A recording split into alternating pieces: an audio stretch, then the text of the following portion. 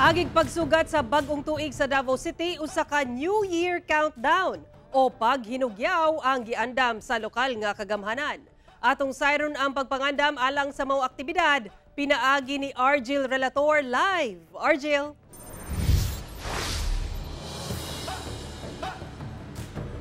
Sa Luyong ginapatuman ang total firecracker ban sa Davao City. Mas mahimong lingaw, sadya o bibog gyapon ang pagsaulog ingunan pagsugat sa mga Davaoenyo sa bag-ong tuig. Kay lagi dunay programa nga ihanyag ang lokal nga kagamhanan nga ginatawag nga paghinugyaw kung asa usa sa mga segments ang Torotot Competition.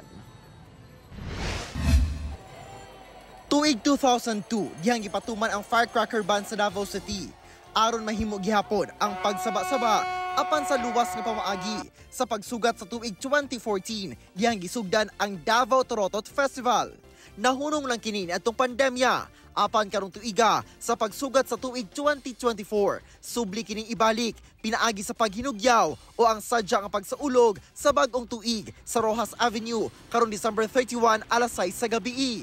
Lakip sa maong programa ang Giant Torotot Competition nga adunay gitas-ong 408 feet. Abli ang kompetisyon sa tanang barangays, private designers, craftsmen ug artists sa Davao ug uban pang lugar. Lakip sab sa criteria nga kinahanglang makamugna kini og kusog nga tingog kung bugahan ug hangin. 50,000 pesos ang makuhang premyo sa grand winner, 30,000 pesos sa first place, 20,000 pesos sa second place ug 10,000 pesos ang matag usa sa 7 ka consolation prize winners. Gawa sa Torotot Competition, mas mahugyaw ang pagsugat sa bag-ong tuig sa performance ng kaniiyang banda, DJs ug uban pang entertainers. Hugot nga seguridad sab ang ipatuman sa venue kung asa ana sa kapin 300 ka PNP personnel ang i-deploy.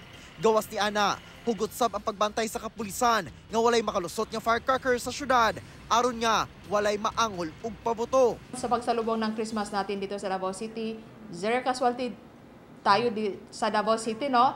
And then, hopefully, for the pagsalubong sa bagong taon, sa 2024, ganun pa rin. I-remind natin talaga, maputukan ka, mapapailan ka pa ng kaso kasi bawat talaga dito sa Davao City ang firecracker.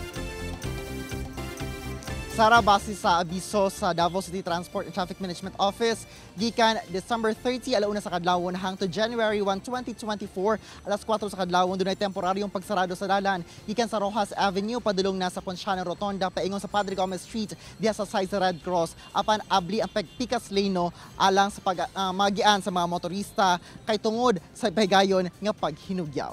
Sara.